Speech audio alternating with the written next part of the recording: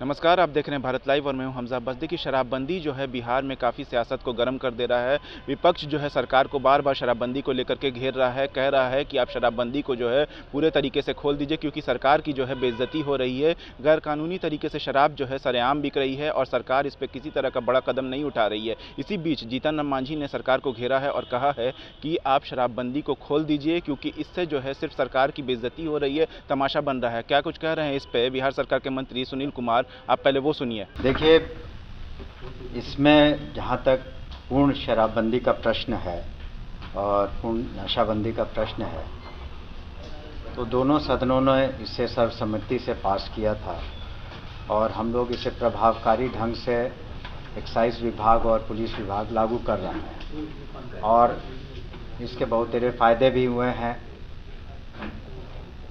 खास करके महिलाओं के वर्ग को बहुत फ़ायदे हुए हैं और समाज में इसका फ़ायदा हुआ। समाज सुधार अभियान में माननीय मुख्यमंत्री जी के साथ हम भी गए थे और भी लोग थे और हर जगह यही हम लोगों को जो फीडबैक मिला कि इसे जारी रखना चाहिए। और जो पहले के सर्वेक्षण हैं उसमें 90% से ज़्यादा लोगों ने इसका समर्थन किया है और ख़ास करके महिलाओं ने तो 95% से ज़्यादा समर्थन किया है। इन्हीं की मांगों पर माननीय मुख्यमंत्री जी के पहल पर इस एक्ट को पास कराया गया दोनों सदनों में। और हम लोगों का उद्देश्य है कि जो शराबबंदी हुई है उसके बारीकियों तक जाएं, घर घर तक जाएं। माननीय मुख्यमंत्री जी का जो निर्देश हुआ है कि इसका हम लोग बिल्कुल डिटेल्ड सर्वे करवाएं, घर घर से पूछा जाए कि कौन लोग पक्ष में है, कौन नहीं है और क्या सुधार चाहते हैं।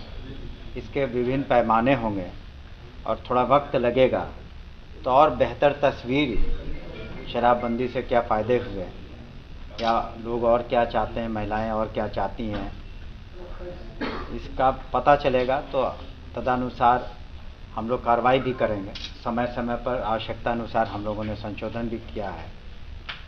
जहाँ तक माननीय पूर्व मुख्यमंत्री श्री जीतन राम मांझी जी का प्रश्न है कि उन्होंने कहा कि शराबबंदी अब नहीं होनी चाहिए, तब उन्होंने तो इसके पक्ष में वोट डाला है और जब तक लिए वो हमारे जब हम लोग एनडीए के साथ थे तब तक लिए तो बिल्कुल समर्थक रहे हैं। बीच बीच में कुछ बातें कहते थे, लेकिन सदन में उन्होंने कभी कोई इस तरह की बात नहीं उठाई है।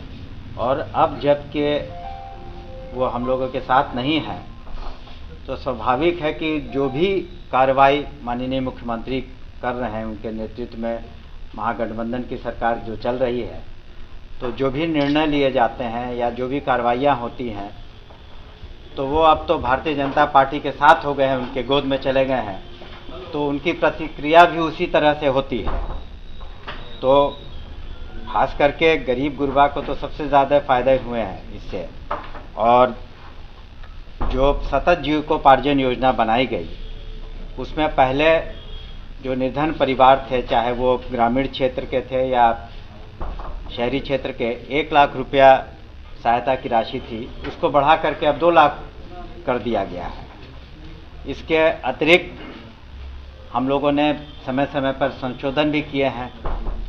तो जबकि हम लोग सारी कार्रवाइयाँ कर रहे हैं आवश्यकता अनुसार, तो माननीय जीतन राम मांझी का इस तरह का बयान देने का कोई तुक नहीं है और वो एक सिर्फ राजनीति से प्रेरित हैं। सबको पता है कि 2024 का चुनाव आने वाला है, तो वो एक अपना स्वाभाविक रूप से वो भारतीय जनता पार्टी के जो उन्हें निर्देश देती है कि आप ऐसा कहें वैसा कहें, तो वही कर रहे हैं वो।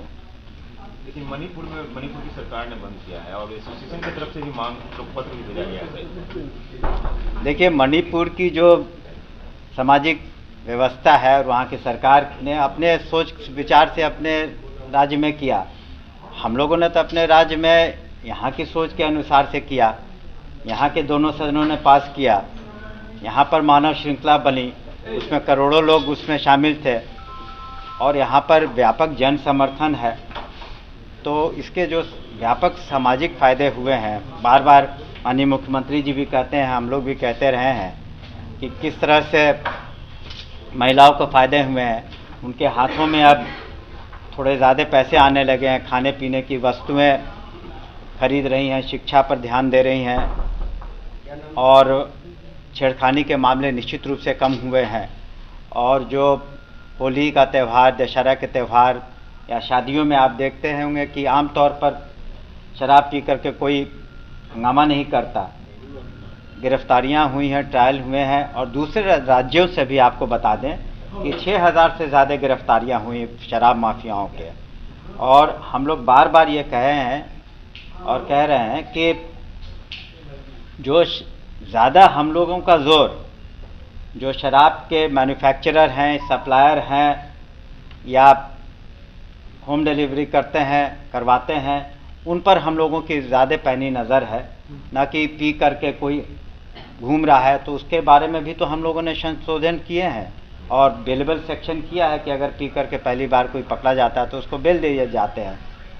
और हम लोगों ने जो मानवता के आधार पर माननीय मुख्यमंत्री जी ने निर्णय लिया और जो अनफॉर्चुनेटली जो जिन लोगों की मृत्यु हुई जहरीली शराब पीने से, उनके परिवार वालों को भी हम लोगों ने 4-4 लाख रुपए दिए हैं और इस तरह से करीब 150 से अधिक परिवारों को हम लोगों ने 4-4 लाख रुपए दे चुके हैं और कुछ शेष बाकी है, उसको हम लोग शीघ्र पूरा करेंगे। सरकार कोई विचार नहीं करेगी, सरकार कोई विचार नहीं करेगी इसमें? सरकार कोई विचार नहीं कर रही है। हम लोग आगे भी सख्ती से लागू रखेंगे क्योंकि इसके व्यापक फायदे हैं और हम लोग और व्यापक इसका सर्वे। जैसा कि आपने सुना कि सुनील कुमार ने कहा है कि सरकार शराबबंदी को लेकर के काफ़ी जो है सख्त कदम उठा रही है। आने वाले वक्त में शराबबंदी को पूरे तरीके से लागू किया जाएगा और साथ ही साथ जो कानून है उसमें भी संशोधन किया है, उसमें भी एडिटिंग किया गया है कि जो पी करके घूमते हैं उन पर कार्रवाई नहीं होगी, जो बेच रहे हैं उनके ऊपर सख्त कार्रवाई होगी और शराबबंदी को लेकर के सरकार काफ़ी अहम जो है कदम उठाएगी आने वाले फ्यूचर में। इसी को लेकर के बिहार सरकार के मंत्री सुनील कुमार ने साफ साफ कहा है कि शराबबंदी जो है बिहार में लागू रहेगी और शराबबंदी को लेकर के बिहार सरकार आने वाले वक्त में हो सकता है कि और बड़े कदम उठाए। ऐसी तमाम अपडेट्स के लिए देखते रहिए भारत लाइव। शुक्रिया। अगर ये वीडियो पसंद आई और वह बिहार के राजनीति और बिहारियत से सरोकार रखेनी तो सब्सक्राइब बटन दबा के चैनल के सब्सक्राइब कर ली। ओजे एगो घंटी बा, ओकरा बटन दबा देला से कुल सटीक और मारक खबर रुआ मुफ्त में मिल जाई। अगर रुआ पत्रकारिता के हमनी के नया प्रयोग में सहयोग कर चाहतानी तो ज्वाइन बटन दबा दी। पेटीएम नंबर नोट कर ली 9386 816 700। धन्यवाद।